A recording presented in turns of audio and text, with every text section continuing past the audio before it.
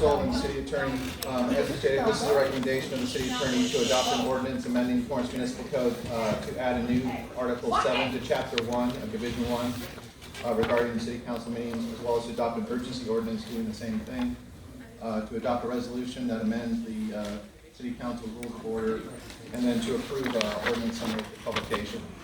I think the item mostly speaks for itself. The idea is that while there is a right to free speech, council meetings are a limited or designated public forum, and the council can have content-neutral rules of order to prohibit behavior that disrupts, disturbs, or otherwise impedes the orderly conduct of a meeting. Courts have consistently held in the Ninth Circuit that rules of order are lawful and will be upheld, because city councils have a government process with a government purpose, and that is to have an agenda, which is city business, to be addressed and dealt with. I'm available for any questions. Thank you. Are there any questions from the council? I see none. We have some people who are signed up. Audrey George. Audrey George.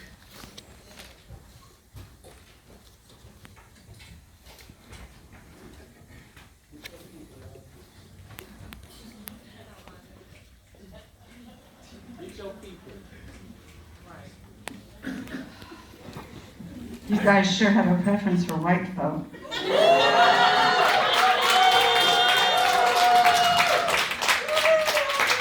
So I just want to comment that Torrance isn't unique in its attempt to silence dissent.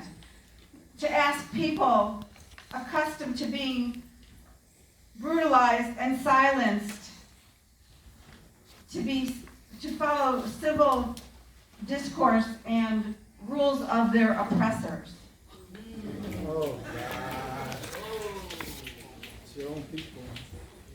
You will find in these new rules that you are violating the Brown Act. You can put other cases in there, but you are violating it, and you will follow cities like Los Angeles that find themselves subject to lawsuits and high costs of handling those lawsuits.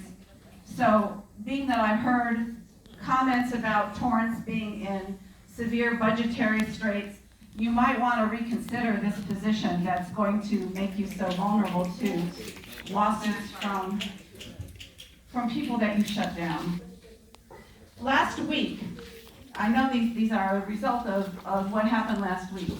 Nobody made physical threats against any of you or anyone in this room.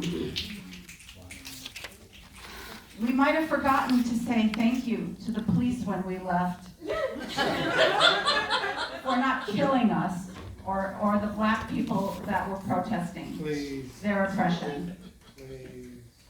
You forgot that a grieving parent was in the room and you disrespected Sherilyn, Christopher DeAndre, Mitchell's mother, for petty reasons.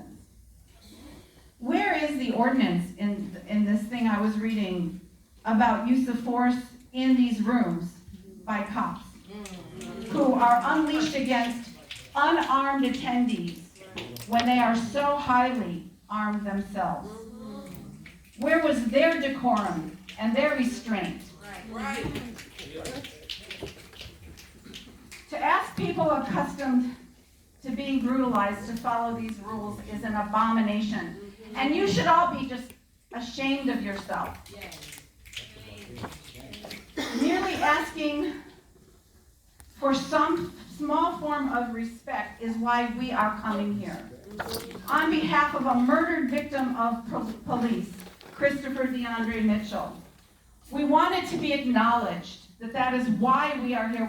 We do not come because we think it's fun to stand and call you out for your racism. We are compelled to come because we care about you. Thank you, ma'am. Your time is up. Before you call the next speaker, I request that the group speaking out and yelling from the audience cease and desist. Everyone has a right to be heard, and everyone will get the chance to speak. But you may not speak out, yell out from the audience. And please wait for your turn to speak. Thank you. Michelle Dumont?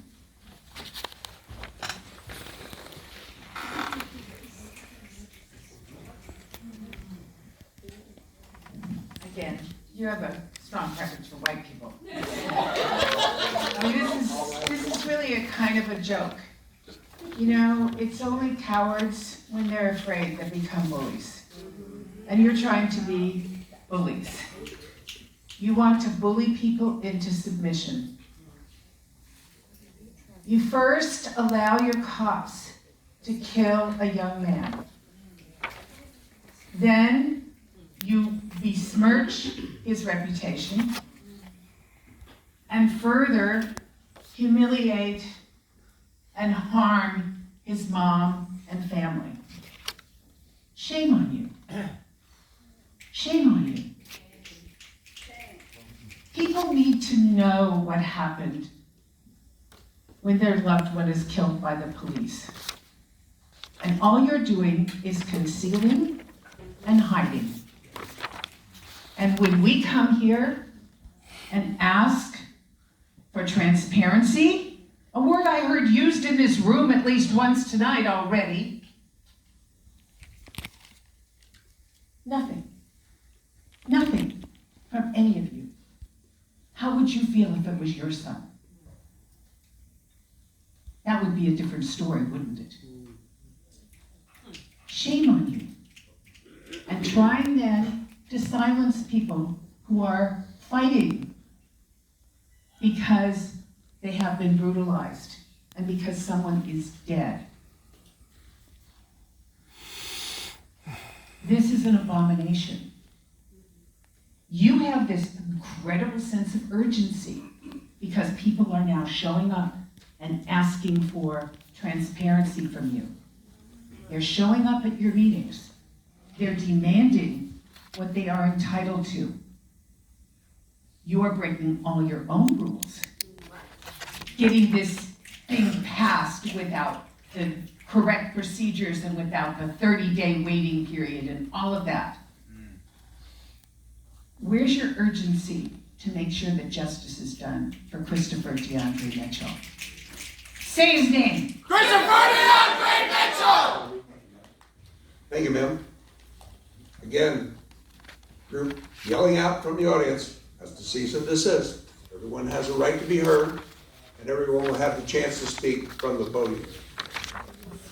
You may not yell out from the audience. Please wait for your turn to speak. Anybody else? Matt Harper.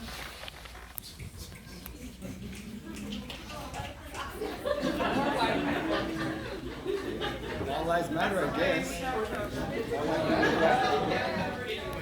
It's interesting how quickly you are to adjust practices and policies with urgency for disruptive behavior in council meetings when you refuse to admit to and alter the legacy of disruptive behavior by local law enforcement. I was born in 1988, so why don't I start there? 1988, 2 Torrance Police Department officers caught on video choking and clubbing 20-year-old Thomas Tice well after he became unconscious. 1989, after a drunk, off-duty Torrance officer hit and killed a motorcyclist, the responding officers refused to take his blood alcohol content and altered witness statements. 1990, an unarmed construction worker was shot in the neck during a routine traffic stop, and documents show another man had his neck broken by a billy club from law enforcement in Torrance. 1993, Torrance Police Department was investigated by the Department of Justice for racially biased hiring practices. 23 of 34 citizen complaints against the Torrance Police Department that year were sustained. 1995, Department of Justice investigates the Torrance Police Department for racial profiling.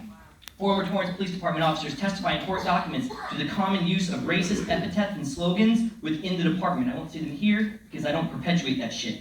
Pages of documents later released about this, suggested that there were 14 cases of Torrance Police Department misconduct with little to no punishment for things like an off-duty cop who fired 22 shots at a car from his window, a lieutenant suspected of molesting several children, rapes and beatings by law enforcement officers, driving drunk while on duty. At this point in the timeline, I'm only 7 years old. I wish I had more time to go into the other details.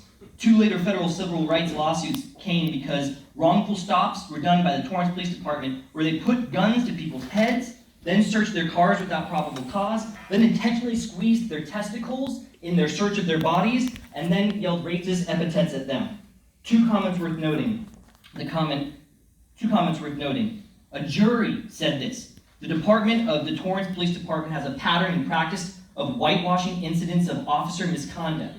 We then said something about what if it was your kids? Well, there was a guy, a white guy like myself, who had his kid stopped with two black friends of his in a car, and he decided, as the LA Assistant City Attorney, Mr. Kramer, to write this letter to the city of Torrance so that they could have a little bit of an understanding of his perspective. He said, "In the course of my work, I regularly defend police officers and police policy. While I am understanding of the pressures borne by the police, I do not wish my son to live in a world in which he and his friends are confronted and ordered around by two officers at gunpoint, in which he is intimidated and traumatized by uniformed thugs, in which police officers believe a white boy traveling with two black boys is unusual and therefore an indication of potential crime." Knowing the unfounded violence that transpired Monday and Tuesday of last week here by the Torrance Police Department, I am forced to come to the conclusion that practices have not changed here. If you want to adopt ordinances with urgency, please adopt one that requires your police to ensure its actions look a lot like the violence of white supremacists and more like the community servants of all that they are supposed to be. What does that violence look like? Thank you, sir. Thank you.